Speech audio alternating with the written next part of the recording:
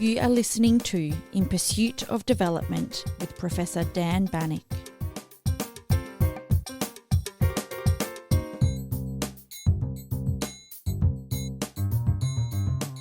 Welcome to the penultimate episode of Season 5. The liberal international order, characterized by rules-based multilateralism and values such as openness and representation, is often portrayed in terms of multiple crises. These crises, often analyzed from a Western perspective, include the reduced support of certain Western powers towards certain multilateral institutions and the establishment of new ones by emerging powers like China. However, these narratives often tend to overlook the perspectives of low and middle income countries, which is why in this episode we shift our focus to understand how the global South perceives and engages with this international order. My guest is Rohan Mukherjee, an assistant professor at the Department of International Relations at the London School of Economics and Political Science, LSE. His research focuses on rising powers and how they navigate the power and status hierarchies of international order. Rohan and I explored the growing dissatisfaction in the Global South regarding not just representation and global governance, but also in areas such as climate finance and debt relief. As the economies of many of these countries are expected to grow significantly over the next few decades, the assertiveness of the Global South in seeking greater roles in world affairs has become more pronounced. Our conversation thereafter focuses on Rohan's latest book, Ascending Order, Rising Powers and the Politics of Status in International Institutions. We explore the concept of rising powers and their quest for status and symbolic equality within the international system. In particular, we examine how these countries navigate institutional openness and procedural fairness to achieve their goals, and the implications of their strategies for global governance. I hope you're enjoying the summer. Please remember to tune in next week for the final episode of the season, where we will be highlighting a transformative approach to public service, where government workers are seen as passionate and purpose-driven agents of change rather than mere functionaries. I would also greatly appreciate it if you could continue sharing the links to In Pursuit of Development within your networks. Thank you.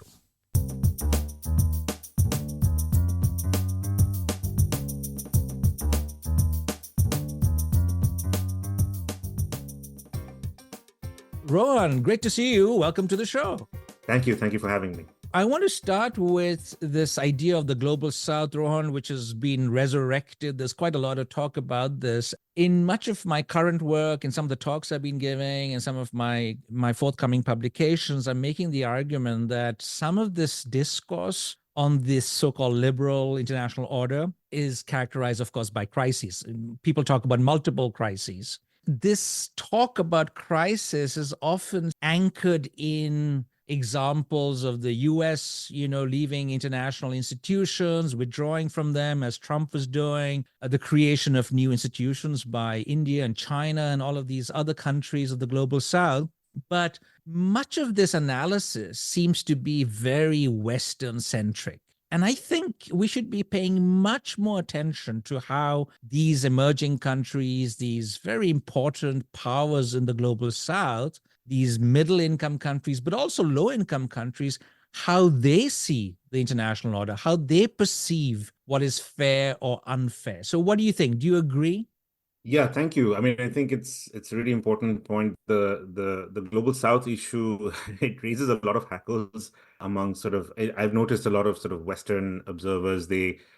Every so often there'll be an article in the Western press about how it's a pointless term that doesn't mean anything because it encompasses such a large swath of humanity that have such different interests and so on.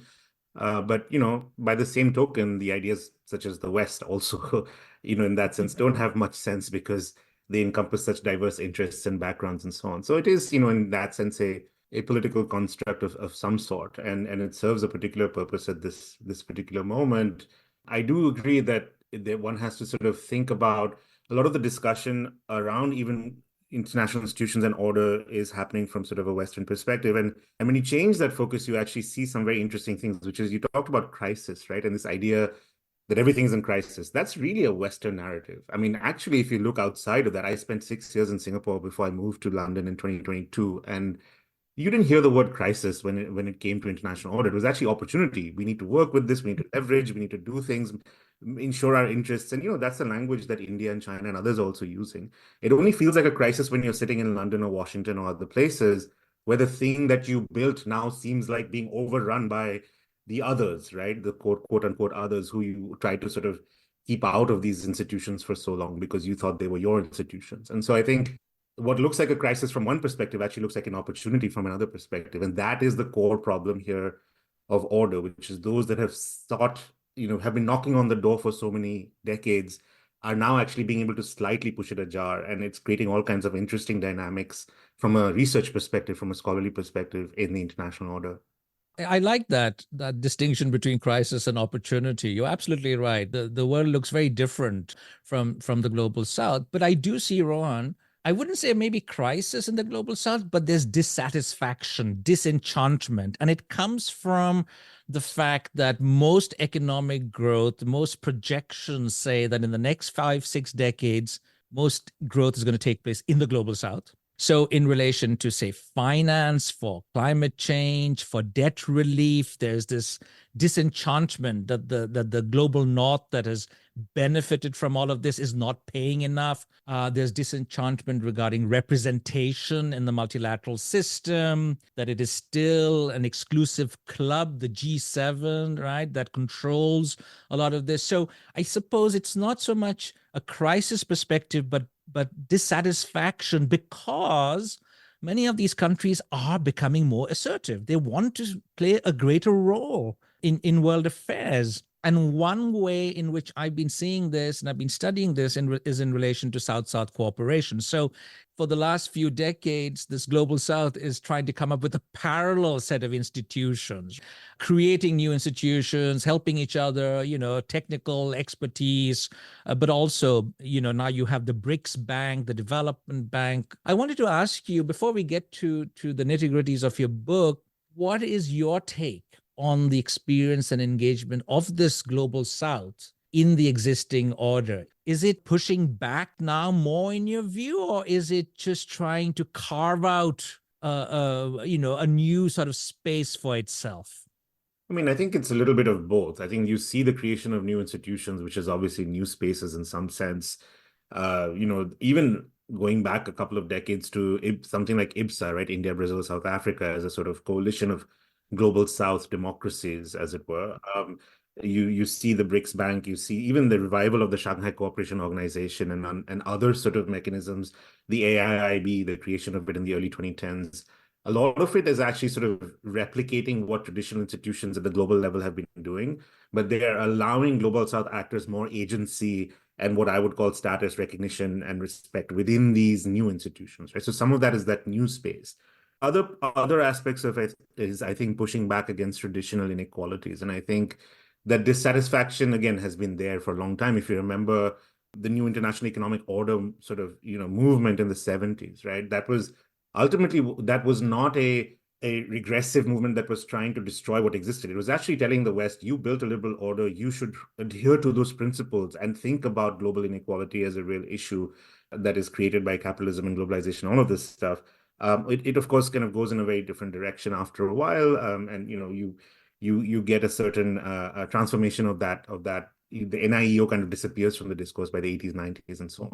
So that dissatisfaction, I think, and then of course you have the growth of globalization post-Cold War. You have this sort of mass expansion of sort of a certain model of capitalism that really does then create dissatisfaction both within countries, but also at the level of decision makers, that they're not getting their fair share of growth, of opportunity, and there's a lot of inequality and all of this stuff that is now coming to a head. And I think what we're seeing today is that there's more opportunities for these countries to push back in places like the WTO negotiations or in regional negotiations around trade.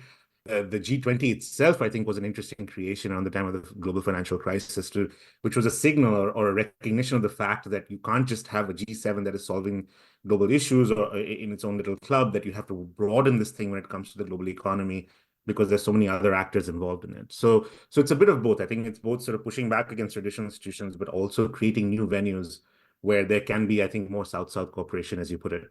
Much of this pushback against the term global South is coming from the West. I don't see any pushback in the global South. They love this term. Thinking about some of our friends and scholars like John Eikenberry, who use the term crisis to characterize the international order, Rohan. Now, that idea is based on the fact that, there's a crisis of authority, that any renewal of this international order would require so-called new bargains, new roles, new responsibilities. And I'm often wondering, what would it take for the global north to give up on some of the benefits it has? The dominant strategy is to maintain an exclusive club. You don't want too many new members. And even if you do make some concessions, it can't be very impactful. You still want to retain your dominance, your monopoly. So I wonder if we were to think along the lines of John Eikenberry and other IR scholars, if there is a crisis of authority and you need bargains, I wonder what kind of bargains these would be. What would they look like? Yeah, I mean, it's interesting. So I think John Eikenberry's work is particularly relevant because he sort of argues that what he calls constitutional global orders are more successful in that when there is a certain grand bargain that underlies the sharing of power and authority in the international order, and the hegemonic countries themselves tie themselves down with those rules, you get a more successful outcome because it is in a way constitutional. It is this idea of taming the monarch, right? Like that you kind of, he extrapolates that from the domestic realm, right? He calls the US the liberal Leviathan, the country that has essentially tied itself down with rules and so on. Unfortunately, I think reality is a bit different, which is there's certainly a desire to create this constitutional order, but the US itself doesn't adhere to so many parts of the international order, right? It hasn't signed, for example, the Rome Statute of the International Criminal Court. It didn't adhere to the Kyoto Protocol in the 90s. Trump pulls out of the Paris Agreement and so on, right? Or the International Covenant on Economic and Social Rights. Yeah, there's so many exceptions that the US has carved out for itself, right? It also exerts a sort of de facto, supermajority in the IMF, for example, right, when it comes to voting and so on. So I think there's this juncture between this perception or the self-perception of what the West has tried to create and how it actually operates, right? So I think there's some amount of that. So then in that case, there has to be a certain dropping of the veil from their eyes, as it were, like the dropping of the scales, as you would call it, right? So the idea that you have to kind of realize that your rhetoric doesn't match reality, and you maybe have to stop telling the world that this is a liberal and lovely, open, free space where anyone can plug and play and so on. It isn't that. It's actually a hierarchy. It's actually an unequal space, right? And then this is where there are other thinkers in the sort of IR canon that can be very helpful, who talk about how the international order is this uneasy sort of marriage of great power privilege with sovereign equality, right? After all, that is what the UN Security Council is,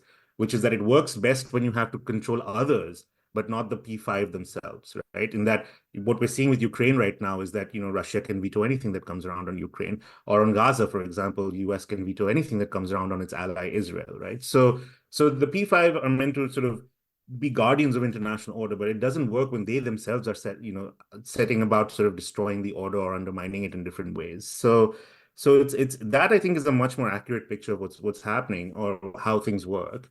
Now, what would it take for them to actually reform, or what new grand bargain? I think there isn't one big bang thing that you can do, right? I think there are institutional reforms that different countries have been requesting and demanding and advocating for over time. And I think voting rights at the IMF, voting rights at the World Bank, the WTO dispute settlement mechanism right now, which the US has stalled because it feels that the WTO benefits countries like China more than it benefits the United States.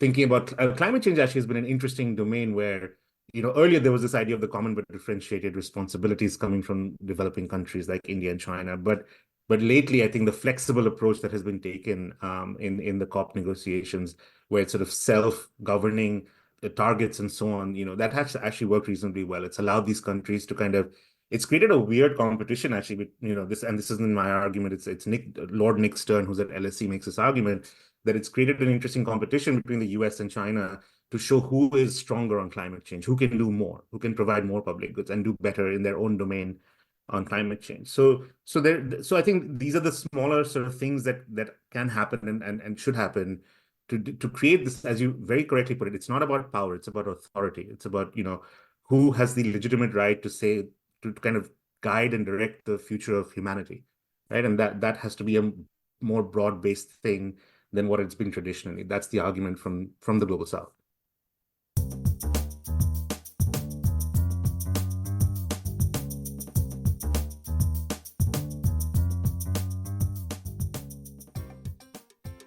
Years ago, India and China or Brazil would not be able to perhaps showcase that they were doing certain things on climate change, on SDGs, or whatever.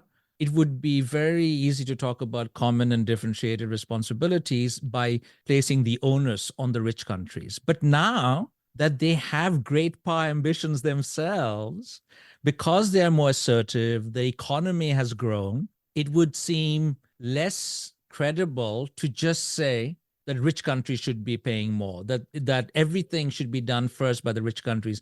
So I think you're right that or Nick Stern is right, that it makes it more credible to say, look, we are doing certain things, whatever's in our power. It becomes actually diplomatically much more suave to make a persuasive argument. We're doing as much as we can, but rich countries can do more. Which brings me to your wonderful book, Ascending Order, Rising Powers and the Politics of Status in International Relations. I want to first ask you, Rohan, if you could please explain to my listeners what you understand by the term rising powers, because over the last few decades, we've been thinking about emerging powers. Some people say India's and China's have emerged already. It's actually derogatory to say that they're still emerging. Some would say they've already risen, in terms of economic growth and power. So what is a rising power? Where would you put that threshold? I mean, who don't qualify as rising powers and who are there already?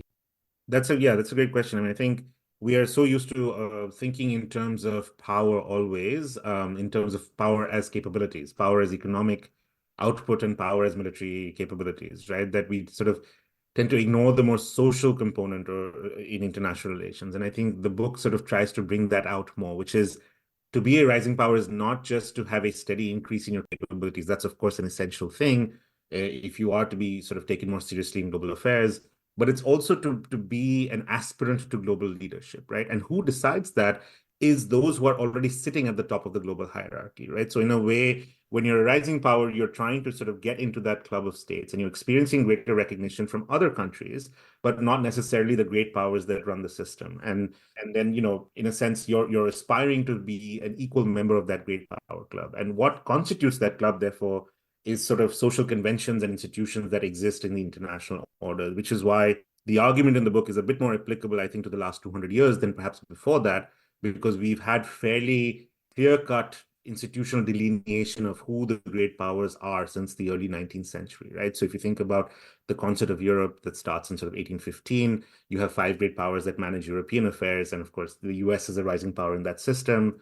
And then you go fast forward a century and you have sort of the interwar order between, which is called the Washington system, that's built by the US and the United States. So there's, and the Executive Council of the League of Nations. And of course, in our time, there is the P5 of the Security Council. So there are clear delineations in some sense in formal institutions of who the great powers are. And so some of this effort is to be recognized as having the same rights and claims to that label of being a major power or great power as those who sit atop the global hierarchy. That's kind of, so to be rising is to be an aspirant in that sense. Of course, there's still this element of rising capabilities. And you're right. I mean, is China a risen power? Arguably, yes. But it's still really unclear whether China is considered to be at par with the United States when it comes to social recognition in the international system. That China doesn't enjoy the same status in the global community or the same privileges in international institutions as the US does. So there's still that gap, which is why one might say China is a rising great power, which is it has achieved the capabilities of a great power, but it's still rising in the other sense of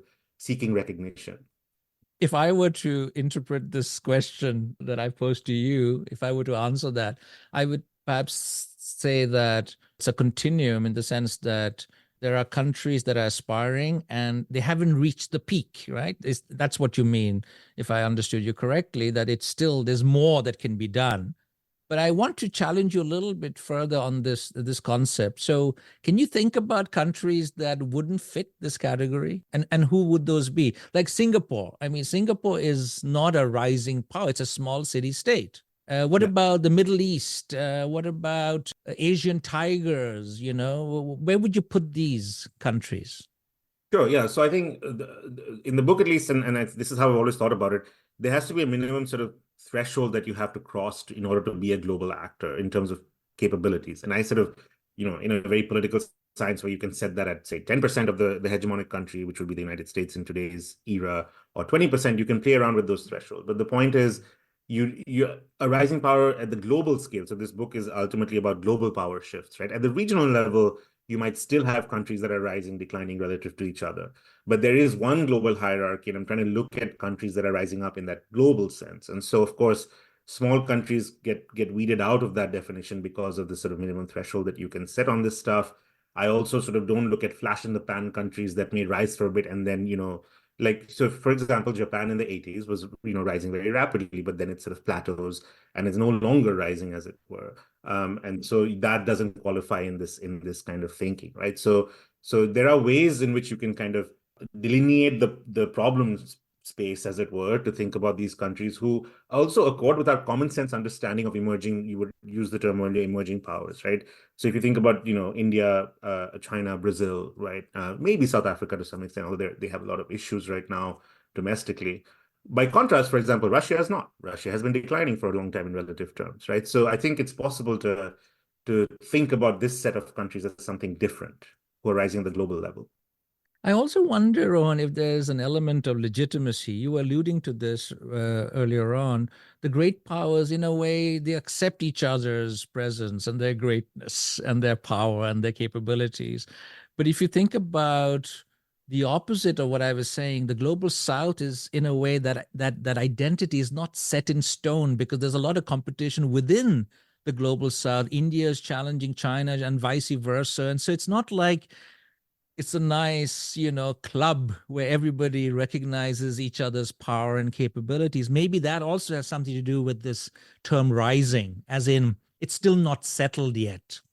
I think you're right. I mean, which is why even the P5, right? Like, are they a united club? No. Like Russia and China are very different from the three Western powers of that club, right? And I think so in some sense you often hear Russia and China complaining of the P3 within the P5, right? That even at the UN Security Council, the P3 often have powers, hidden powers or informal vetoes or other kinds of sort of customary powers that privileges, let's call them, that Russia and China don't have, right? So there is even dissatisfaction within the great power club, and the politics of that, it could be a book in itself, right? And I think those who work on Russia have sort of talked about the decline of Russian status post Cold War and how that has played into Russia's desire to demonstrate that it is still a great power and can do great power things like invade other countries, right? So that is definitely something very, very important. And then there's the sort of the status of being inside and outside the club, which is really what my focus is on, which is those who are outside, how do they seek to get inside, right? And so I think there are different games being played here. And once you're inside, you're still, think about any elite club of any sort, right? A golf club or I don't know, a members only club, a country club, and so on. Getting in is just the beginning, right? Then there's all the sort of status games that members of the club play. Academia is an example of that as well, right? I mean, getting tenure is just one part of the game. Once you get tenure, you're still in some sort of recognition game competition with your peers and your superiors, right? So yeah, we say there are professors and then there are professors. Exactly. But talking about the P5, I think was it last night, Russia and China, of course, vetoed any criticism of the Iranian attacks on Israel. And so we're seeing that impasse. But let's go back to the main, the core of your argument, that these countries, these rising powers, they want status, they want so-called symbolic equality. And there are two ways in which this can be done, or at least we should understand them, you argue. One is institutional openness, and the other one has to do with how fair procedures are. But before we get into what these are and how you understand them, Rohan, I wondered whether we could talk a little bit about status itself. Why do we want recognition? Why do we want to become a member of a club? Is it because we think it's intrinsically valuable? I like the smell, the show of being a part of it. It confers on me some sort of legitimacy. I have arrived.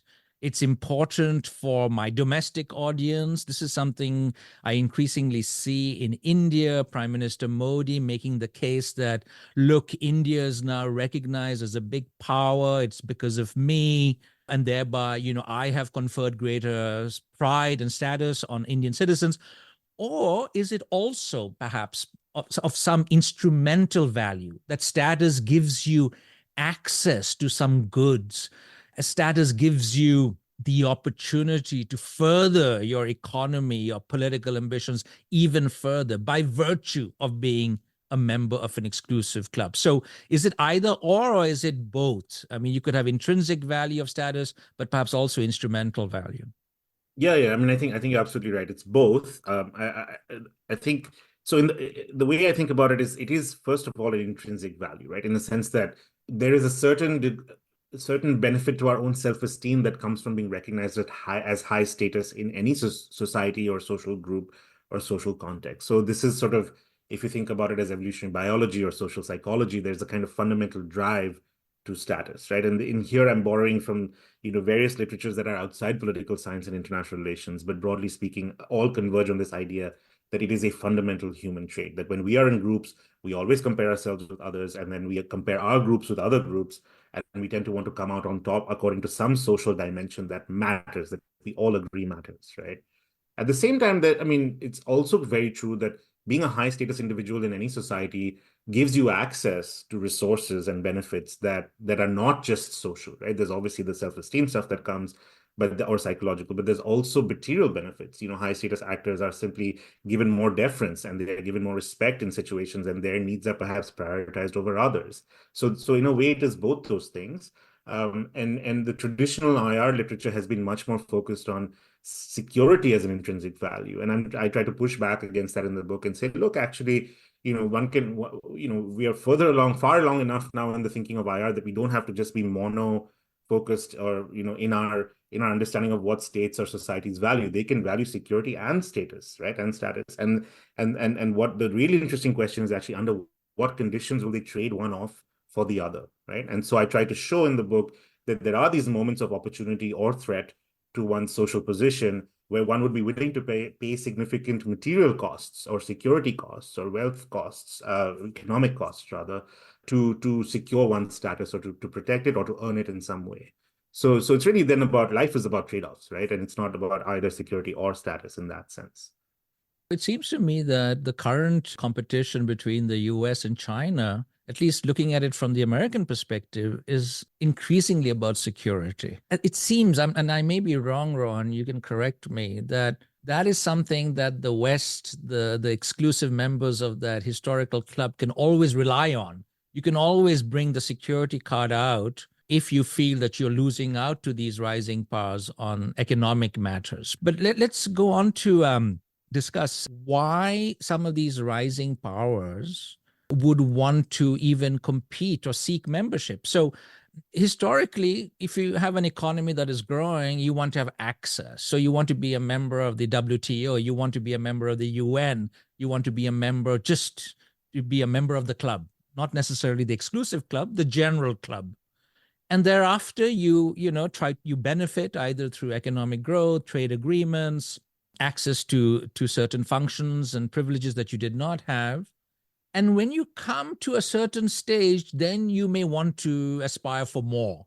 You feel that you're not getting enough. And I suppose that's how we started the conversation. Many countries in the so-called global south feel that, they've gone through the motions, they've gone through the steps, but now they need more recognition. And so you could, as a member of this general club, you have different strategies as I see it. So you could say it's unfair and thereby we're not going to be part of any further process.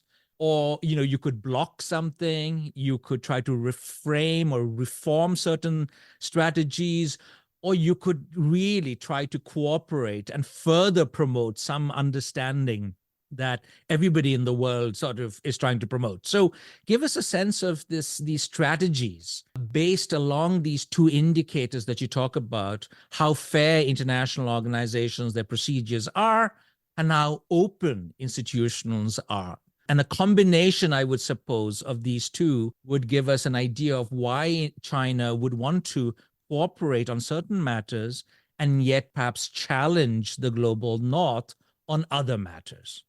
Yeah, so that's sort of the as you say, the framework in the book, right? So I sort of argue that states care about their standing or their status, and some of it is a lot of it is symbolic equality, and symbolic equality sort of is having the same rights and claims based on existing procedures, rules, and institutions as the great powers, right? So the question then becomes, do institutions first of all, give you access to that leadership stratum of the international order? That's the question of openness. And then, at the same time and separately, do they treat you as an equal of the great powers, right? And in that sense, that is a question of sort of institutional procedures that are, consultative, consistent, unbiased, like things that we look out for when we think about fairness, right? Am I being treated the same as others? Treating like for like, as you would say in international law, right? And when you have these factors align, then an international institution is more legitimate in the eyes of a rising power, and it is more likely to cooperate with that institution. So an institution that recognizes those claims, those status claims that a power is making,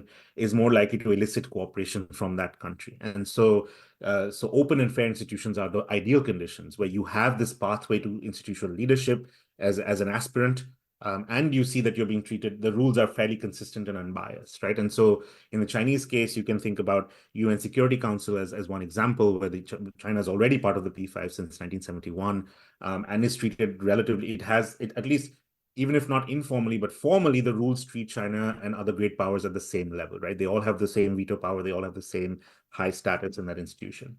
By contrast, you could think of part of the international order that is closed and unfair. Now, this is only from China's perspective, right? We're not making sort of objective judgments of what is closed and unfair. It is from the perspective of the aspirant, because it depends on their particular circumstances to some extent. You can think of the human rights regime or the law of the sea, but more likely the human rights regime, I think, is the best example, where China, being an authoritarian country, cannot be considered to be part of the central core of what is the liberal international order, which is an order of democratic Western liberal states, right? So it is already kind of locked out of that by virtue of its political system. And at the same time, China feels like it is an unfair regime that singles China out for criticism, when in fact the US acts in other ways that violate human rights that are not recognized. So there's this question of hypocrisy. The rules are inconsistently applied in this case from China's perspective. And so there you see China kind of challenging the international order by trying to delegitimize it, right? So they delegitimize the Western conception of human rights. They actually kind of have become very adept. The Chinese state has become very adept at using the UN Human Rights Commission and its sort of procedures like Universal Periodic Review and so on, to actually, badger the US on its human rights issues. And China releases these annual reports now on sort of human rights in the United States, where they talk about Black Lives Matter and all this other stuff, right? How minorities are treated in the US, what the US has done in the Middle East, in Iraq, in Afghanistan, and other places. So there's this kind of reversal of the gaze or the discourse, as it were. So that's, efforts at delegitimation are kind of a challenge, right? In other areas, you can have partial, like an institution that's partially fair and not and open, and there are different combinations, right? But in those cases, China tries to amend the institution in a way that makes it either more open or more fair. It remedies the thing that China thinks is the problem, right? And so there you have, I think, if you think about the IMF, right, in a way, it is a fair institution in that, procedures and rules exist for everyone. But there has been this supermajority that the US has maintained in controlling voting rights for far too long from China's perspective. So it is not a very open institution, right? And so China's goal has been to expand that world, that sort of the voting rights for itself, to give itself more power and more authority in the institution. The US has not really been forthcoming on that front. And so there you see an interesting thing, which is the creation of a new institution, which doesn't quite substitute for the IMF, because there's very little that can. But the AIIB creation, in 2012, thereabouts, 2012 to 2014, can be linked to China's dissatisfactions over the IMF, lack of IMF reforms. There's sort of, some literature there, people who actually study this very closely have argued that in the global financial crisis, China kind of came in with its reserves and rescued the West on the understanding that there would be reforms in the IMF as a quid pro quo. And that never came. And so China got frustrated and decided to set up its own institutions where it could be the top dog, right? So there are all these different sort of permutations in terms of these two variables in the book, but also, as we see playing out in our contemporary world, in terms of how China responds to different parts of the international order. The overall lesson being there is no one international order. There are different pieces of it. And one has to look at how they satisfy or don't satisfy the status ambitions of countries, rising countries. to understand how they respond to it.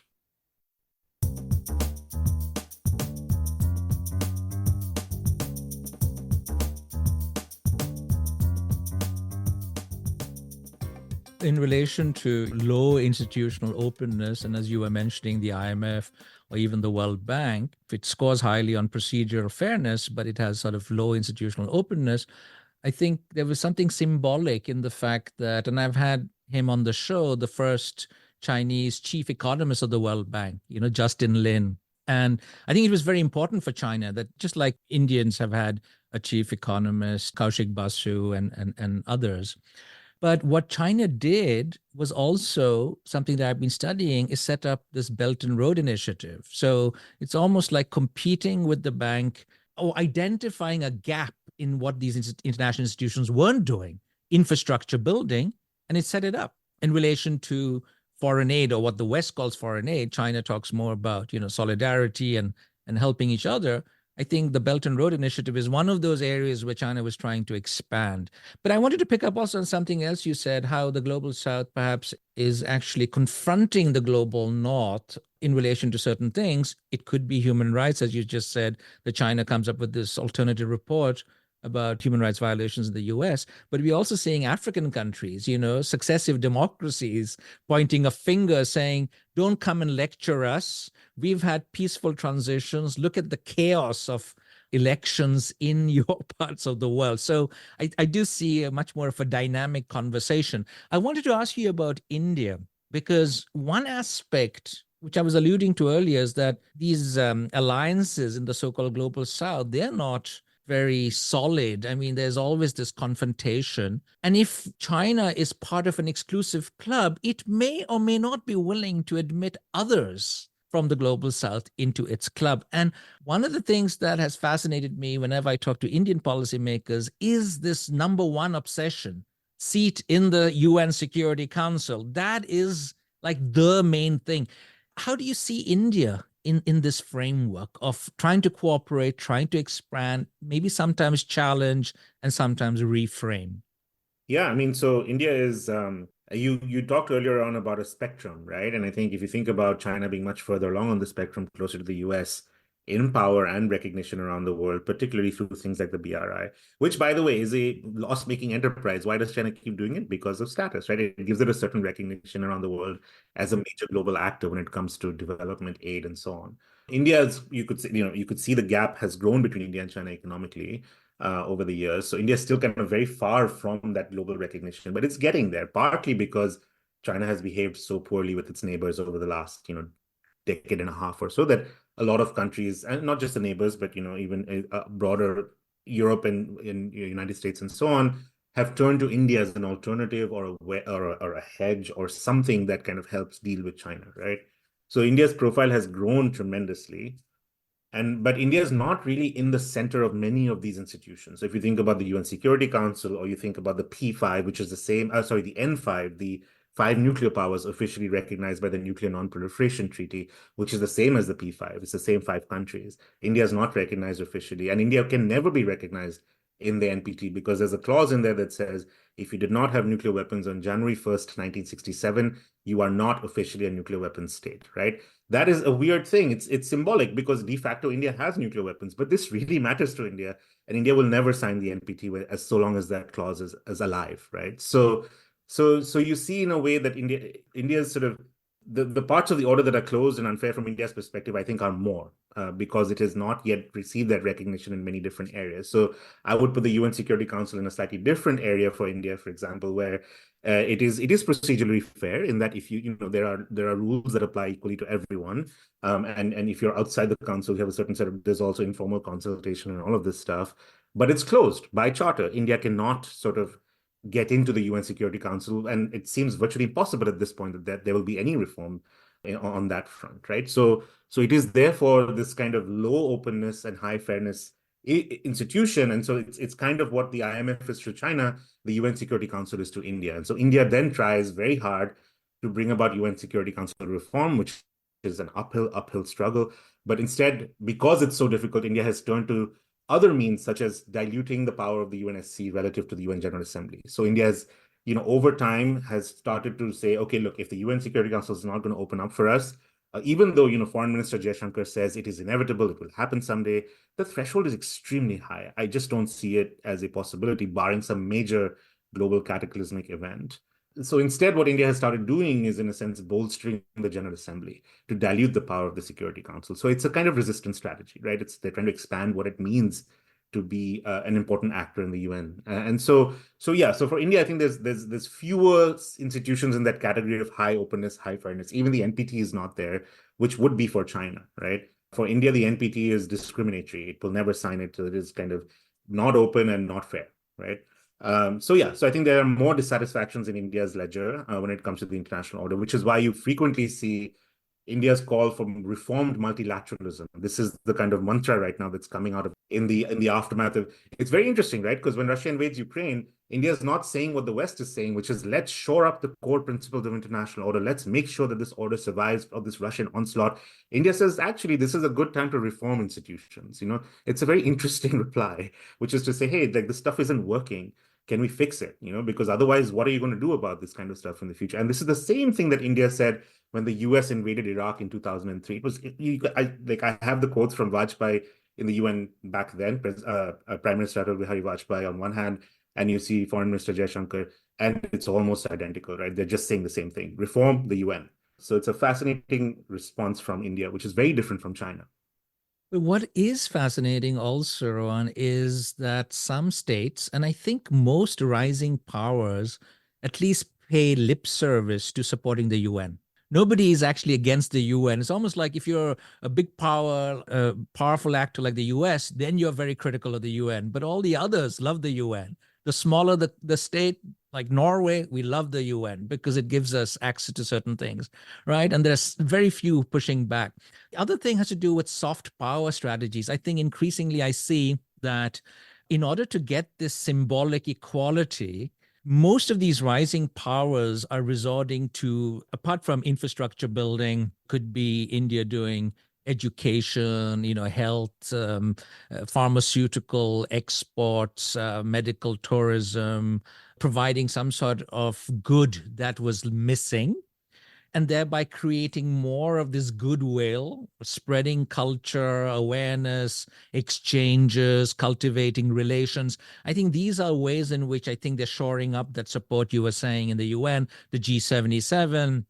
And another way I noticed, particularly last year when I was observing and attending some of these G20 meetings in India, was the president of the G20 last year, was how it made a big deal of how undemocratic the G20 was because it was excluding African countries. It was very important for Prime Minister Modi symbolically to include the African Union as part of the G20 and thereby take credit as, nobody else has been able to do it, but we have. So I wonder if these are also new strategies. When you don't have many other options available, you may resort to some of these others, which may or may not be effective. What do you think? That's absolutely right. So one of the sort of things you find in research on social psychology and sort of status differentials is that when you have a lower status, one of the ways you try to manage that, of course, you do all these things of cooperate and reform and all this other stuff. But another way you manage it in yourself is to say, at least I'm not as worse off as those others who are lower down than me on the hierarchy, right? Yeah. So downward comparison is a very important way of managing your own self-esteem when you are made to feel inferior according to some others who are higher up on the hierarchy, right? So often what you find, and historically this has also been the case, rising states that are seeking that entrance into the Great Power Club will organize smaller states around them, right, around their cause. But really, they're just doing it for themselves, right? And this is an important thing, which is when we talk about the global South, one, as you say, one can't be too sort of romantic about it, because at the end of the day, and this is increasingly now coming out. There was an article in Foreign Affairs recently by the president of International Crisis Group, essentially saying it was called I the problem. read that. It's a very important argument, right? That who speaks for the global South? Is it India? Not really. India speaks for itself. It pretends to speak for the global South. So does China. So does Brazil. But they all have their own interests as well, right? And so in some sense, organizing those who are sort of quote unquote beneath you in the social hierarchy is a strategy of sort of trying to achieve some of this stuff. And therefore you try to do that by cultivating those actors, right? So the Voice of the Global South Summit that India has hosted, the G20 presidency, all of this is an effort to say, look, we can do this, and it interestingly harkens back to India's sort of G77 leadership, the non-aligned movement, things that Nehru and other prime ministers during the Cold War did. There was a big break in the middle where India, in the 90s and 2000s, kind of moved away from that. They stopped attending. Prime ministers stopped going to the non-aligned movement summits. They felt that it was India's time to kind of pursue its own path in some ways. But the Ukraine war has revived this idea of sort of global South solidarity, or whatever you want to call it, third world G77. There's so many different ways of thinking about this non-alignment. And so India has gone back to that constituency in some sense and said, let's work together to make these institutions more open and democratic and have our voices heard, right? So there is that effort. Now, absolutely, I think you're right to create a distance between that and the success of those efforts, because I think that there's so many other factors that get into whether India and China are successful in building their credibility with global South countries. That is a whole separate question. Yeah, so I think that there's certainly that effort. I don't know enough about how successful that is. One would have to really get down to the level of sort of thinking about country by country how these efforts are working out. The jury's still out on how successful this alternative model that the rising powers are pursuing, the South-South cooperation, how successful they are. And I think the junior partners of the Global South are calling out, not directly these big powers of the Global South, but basically one way of resisting this idea is to not even use the South-South cooperation language. But you play the field. You say yes to India, China, Brazil, but you also say yes to the Western powers. And by that, you're not choosing side. So that's one way of doing it. But I wanted to just ask you a final question, which has to do with the way forward. Everything that we've discussed today really is pointing to the fact that there's reluctance by the great powers to admit new rising powers into many of these very exclusive clubs. And yet the reality is that many of these rising powers are pushing back and demanding more space for themselves. How is this going to play out in your view? What must it take if these great powers want the liberal international order to exist, not to be brought down, if they want to manage the rise of these new powers, make sure that the material benefits keep accruing? But what these rising powers want, in your argument, is they want more status. How should the great powers react going forward to deliver, to confer greater status? Yeah, I mean, there's different ways of thinking about this, right? If you're thinking about it as a US decision maker purely from the perspective of US-China competition, which seems to be the dominant theme in Washington these days, then there you have an incentive to accommodate other rising powers and dilute China's importance in these institutions, right? So actually thinking about how you might give greater decision-making powers to India and Brazil in certain institutional forums relative to China, right? So you could play that game. But there's a separate issue which is more global, which is how do you ensure the health of the international order itself, right? And I think the way forward is very tricky, and I think involves a certain set of choices on the part of those who run the system, as you say, the great powers. And I think the non-action scenario, if you don't do anything, there's going to be a lot more gridlock in these institutions. Countries are not going to agree to things. They're going to form coalitions to block initiatives that traditionally have gone through. There may be some amount of institutional proliferation, that is new forums emerging, or traditionally moribund forums being revived to achieve things that the West will not allow in its own sort of dominant institutions. But there's also a separate scenario where you could imagine a sort of decoupling, right? Because if we talk about economic decoupling, what if there were a global governance decoupling, right? In that the West decides this is not worth it. The things we built and took care of with such painstaking difficulty over decades are at risk of being undermined by these countries that don't agree with our agenda. They have a different view of human rights. They have a different view of democracy. We don't want them to kind of ruin the things that we built. There could be a decoupling there, right? The West consciously then creates a sphere of its own in which it sort of, you have sort of the West and Europe and the United States and all these countries and their offshoots and allies, Australia, Japan, and so on. And then you have the global South kind of doing its own cooperation, where their interests meet, they meet. Where they don't, they diverge and they kind of compete, right? That would be a worse world, I think, because it would lead to this, it would actually fructify the thing that we have been talking about, the Cold War 2.0, right? In the policy discourse, everyone's saying, is it Cold War 2.0, is it not? This would actually make that, to some extent, a bifurcation of the world along global governance lines. So I think it's a contingent moment, right? I don't know, I can't predict what's going to happen, but there are choices that could be made. And in the absence of proper reform, I think we might end up in one of several sort of worse outcomes. That's the best I have to say on that.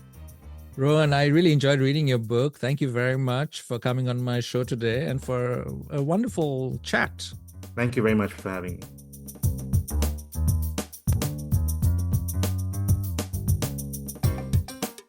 If you enjoyed this conversation, please spread the news among friends and colleagues and share the link to the podcast on social media. You can tag us on Twitter at GlobalDevPod and Dan Bannock.